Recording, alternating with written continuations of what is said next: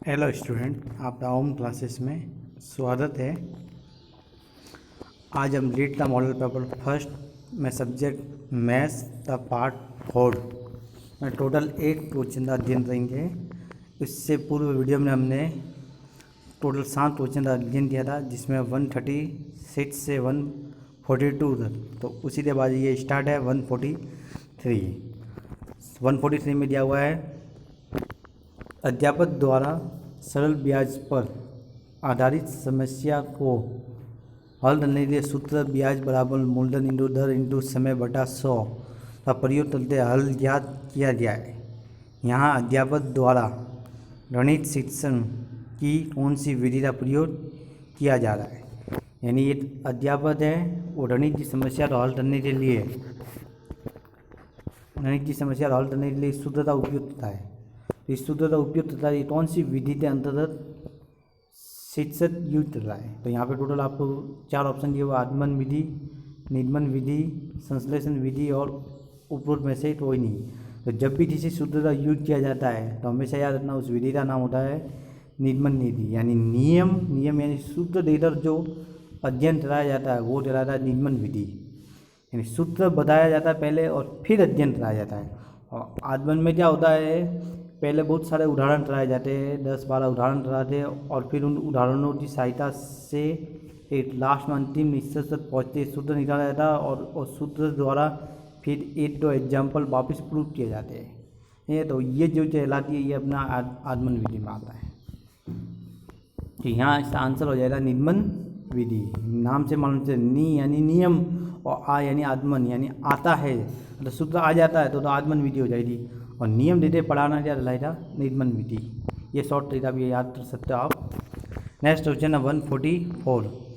माध्यमिक उत्सव में बीज गणित शुरू किया जाता है। यानी माध्यमिक शिक्षा में बीज गणित शुरू किया जाता है। पियाजे के संज्ञानात्मक विकास के सिद्धांत के अनुसार इस स्तर पर बीज गणित का परिचय उचित है, क्योंकि यानी जिन पियाजे का उसने संज्ञानात्मक सिद्धांत दिया था, विकास था, तो उसमें बताया है कि माध्यमिक उत्सव में बीज गणित शुरू किया जा सकता है। तो बीज गणित का शुरू करने का क्या औचित्य है, यानी क्या परिचय है या क्या उचित है, वो चीज़ बतानी है। तो इस ऑप्शन में दिया हुआ है बच्चा मूल संख्यात्मक स्तर पर है और वह तार्किक संरचना का निर्माण करने के द्वारा मूल अनुभव तो समझ सकता है। तो ये ऑप्शन दिया हुआ है। दूसरा दिया हुआ है बच्चा औपचारिक संज्ञानात्मक चरण पर है और अमूर्त संज्ञाओं को ग्रहण करने के लिए पूर्ण रूप से परिपक्व है। थर्ड दिया हुआ बच्चा संवेदित गति स्तर पर है और बहुत सारे हस्त परिचालकों के साथ वह समझ सकता है। बच्चा पूर्व संख्यात्मक स्तर पर है और अमूर्त संज्ञा समझ सकता है। तो यहाँ पे चारों में से उपयुक्त आंसर देखें तो इसका आंसर हो जाएगा आपका बच्चा मूल संख्यात्मक स्तर पर है और वह तार्किक संरचना का निर्माण करने के लिए मूल अनुभव तो समझ सकता है। यानी जब भी माध्यमिक स्तर पर आएगा तो मूल अवस्था में होगा और फिर वो अमूर्त और अग्रसर हो जाए। यानी तार्किक लॉजिकल होता है उसकी और क्या होता है अग्रसर, और वो तीसरा उपयुक्त रहेगा मूल अनुभव होगा वो उपयुक्त रहेगा। इसका आंसर हो जाएगा फर्स्ट। नेक्स्ट क्वेश्चन आपका 145 निम्नलिखित प्रश्नों को पढ़कर हल करो। एक प्रश्न दिया हुआ x+1/2x+3 = 3/8। इस प्रश्न में ब्लूम टैक्सोनॉमी के किस संज्ञानात्मक कौशल पर बल दिया गया है। तो ये प्रश्न है, इसे ब्लूम में कौन से संज्ञानात्मक स्तर पर बल दिया हुआ है। तो जैसा आपको चित्र उत्तर में राइट किया हुआ है तो इसका आंसर क्या हो जाएगा विश्लेषण। पर गौर से इसका आंसर विश्लेषण क्यों होगा तो वो ध्यान से देखना। तो इसलिए हो जाते इस प्रश्न को आप जब हल करोगे तो इसको हल करना पड़ेगा। हल करते इसका जो आंसर आएगा वो जितना भी आएगा x का मान आएगा, सही है। तो इसमें आपने किया क्या है, ज्ञान लिया नहीं है, ध्यान तो आपने लिया नहीं है, बोध और अनुप्रयोग और विश्लेषण, सही है। आपको पहले से आता हो जाएगा, आप इसको हल करोगे और पूरा विश्लेषण अध्ययन करोगे, पूरा विश्लेषण करते हुए इसको क्या करोगे आप पूरा सा हल करोगे, सही है। तो इसका आंसर क्या हो जाएगा विश्लेषण।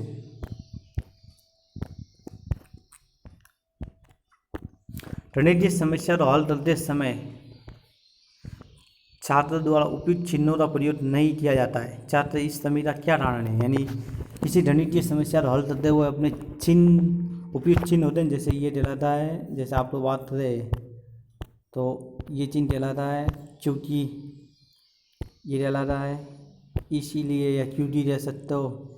एक चिन्ह होता है एम्प्लाइज, डेटा निशान कह सकते हो। ऐसे बहुत सारे समरूप, सर्वांशम, इस टाइप के चिन्ह होता है, इसका उपयोग किया जाता है। तो तभी जब उपयोग किया जाता है तो बच्चा जो है वो इन चिन्हों का प्रयोग नहीं कर रहा है, तो छात्र ये सभी का कारण क्या वो बताना है। तो आंसर में नैदानिक परीक्षण का अभाव, समस्या कठिन है, छात्र समस्या हल करते समय घबरा गया या कोई नहीं।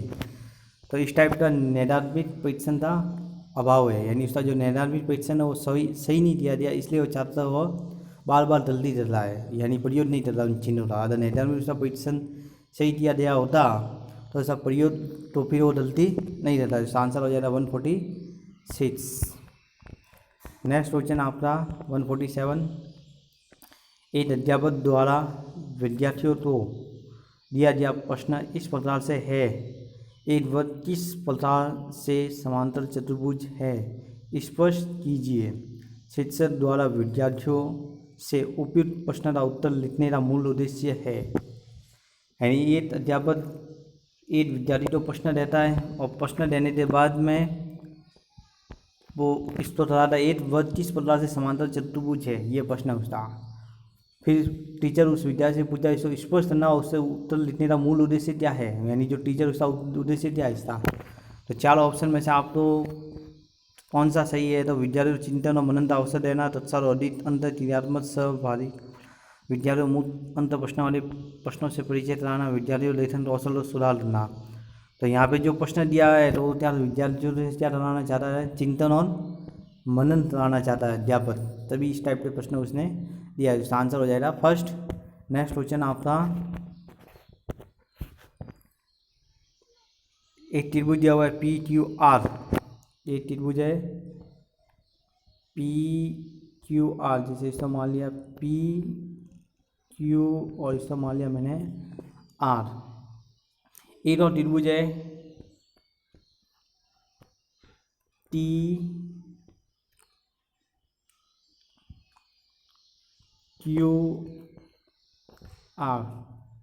ठीक है, ये T आपका बोला गया इसने एक ही आधार पे बने हुए हैं, यानी ये भी QR आधार पे बना हुआ है और ये भी QR आधार पे बने हैं, और एक ही और बने हुए हैं, यानी ये दोनों एक ही और है, यानी एक टन ये जो Q है या तो दो मान लो अलग अलग, या फिर एक ये जैसे Q है और ये जैसे R है, इस पे 2 त्रिभुज बन रहे, एक और दूसरा है तो इस टाइप में। तो एक तो ये दिलाएगा P आपका और ये दिलाएगा T। यदि PQ बराबर TR, जो PQ है, एक मिनट इसमें आप कलर चेंज कर ले तो थोड़ा और आसान रहेगा। ये भुजा इससे बराबर है। दूसरा बोला PR, यानी ये वाली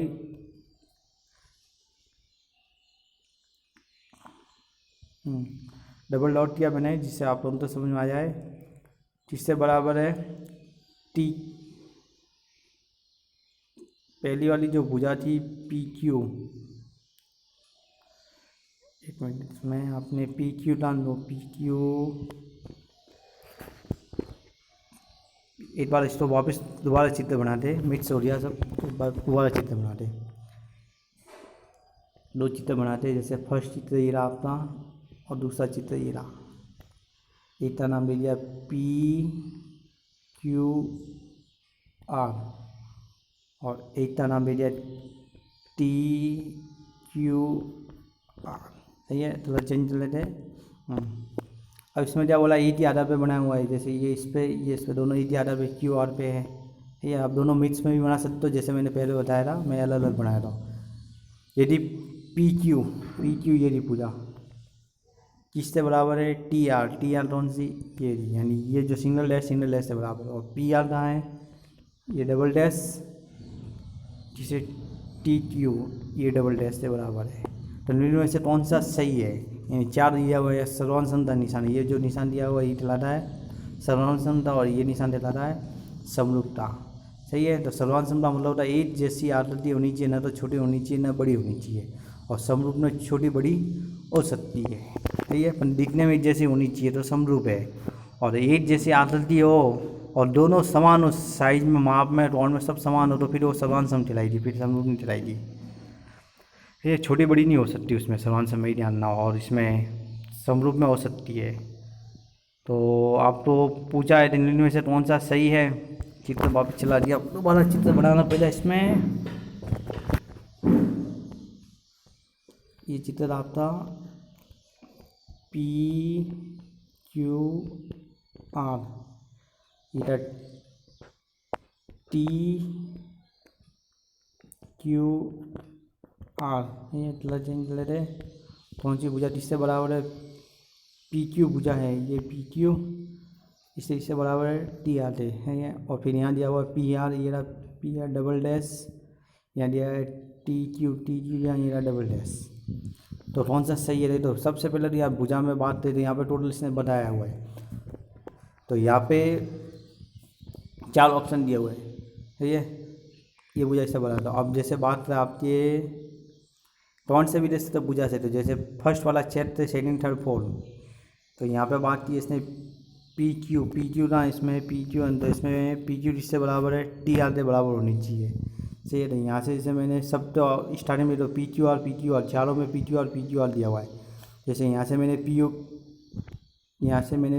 PQ लिया। सही है। तो यहाँ से तो क्या आ रहा है QR आ रहा है, यानी ये TQ आ रहा है। सही है। तो जो PQ है वो यहाँ से आ रहा है TQ, यानी ये वाली भुजा, ये तो हो नहीं सकता। PQN और इसमें TR, तो ये रहा PQTR, ये सही आ रहा है इसमें से। और फिर इस तरह देखा जाए दूसरी वाली भुजा ले तो PR, जो PR है वो है TQ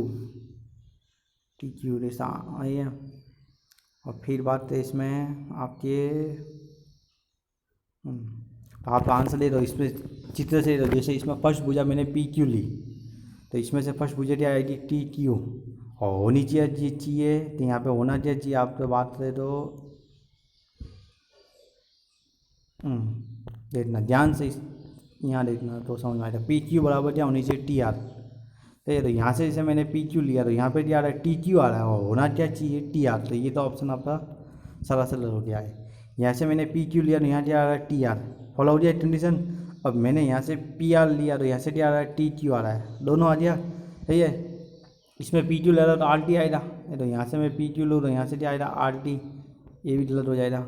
और यहाँ से PQ लूँ तो यहाँ से क्या आ रहा है QT आ रहा है, ये भी क्या हो जाएगा गलत। तो इसी ऑप्शन क्या आ रहा है आपके PQ लेता हो, जैसे यहाँ से मैंने PQ लिया तो यहाँ से क्या आ रहा है TR आ रहा है, और यहाँ से मैंने PR लिया तो यहाँ से मैंने क्या आ रहा है TQ। तो दोनों ऑप्शन आप पे सही हो रहा है, ये वाली कंडीशन भी फॉलो हो रही है और ये कंडीशन भी फॉलो हो रही है, इसलिए इसका आंसर क्या हो जाएगा सेकंड है ये। नेक्स्ट क्वेश्चन आपका 149, मूल अंत प्रश्न की पहचान कीजिए। यहाँ पे टोटल 4 ऑप्शन दिया, उसमें से मूल अंत वाले यानी खुले प्रश्न कौन से उसकी पहचान करनी है। 10 से धन तो ज्ञात तो 10 का जो धन होता है उसको ज्ञात तो 10 का धन तो सीधा सा कितना आ जाएगा 1000 आ जाएगा। तो 5 संख्या लिखो जिसका धन 64 से अधिक हो, यानी तो ऐसी 5 संख्या बतानी है जिसका धन है न 64 से अधिक होना चाहिए। ठीक, तो 5 संख्या बताओ जिसका 64 से अधिक हो। तो इसमें बहुत सारे हो सकते हैं। ये जैसे बात करें तो 5 का धन कितना होता है 125 होता है, 6 का धन कितना होता है, तो इसमें भी सीधा सा बहुत सारे हो सकते हैं। तो इसमें सीधा सा आंसर आ जाएगा। तो 5 से लेके इन्फिनिट अनंत संख्या का जो धन होगा वो 64 से अधिक होगा। तो सही है। टोटल ये दोनों ये फिर थर्ड या परिचित विमाओ 5 सेंटीमीटर 5 सेंटीमीटर धनाभ एक धनाभ बनाता है, यानी 5-5 सेंटीमीटर की भुजा यानी विमा यानी भुजा वाला एक धनाभ बनाता है। ये धन बनाने में ऐसे कितने धनाभों की आवश्यकता होगी, यानी 5 सेंटीमीटर का धनाभ है, उस धनाभ से एक धन बनाना है तो ऐसे कितने धनाभ की आवश्यकता होगी, यानी इस तो अपने तो खुला सोचना पड़ेगा, सही है। फिर चौथा ऑप्शन में दिया हुआ है अभाज्य गुणनखंड पद्धति द्वारा 625 का वर्गमूल ज्ञात करो। अभाज्य गुणनखंड विधि द्वारा 625 का वर्गमूल निकालना, इसमें कोई ज़्यादा सोचना नहीं, आप अभाज्य गुणनखंड विधि से कर सकते हो। तो टोटल चारों ऑप्शन में आपने देखा तो इसका आंसर भी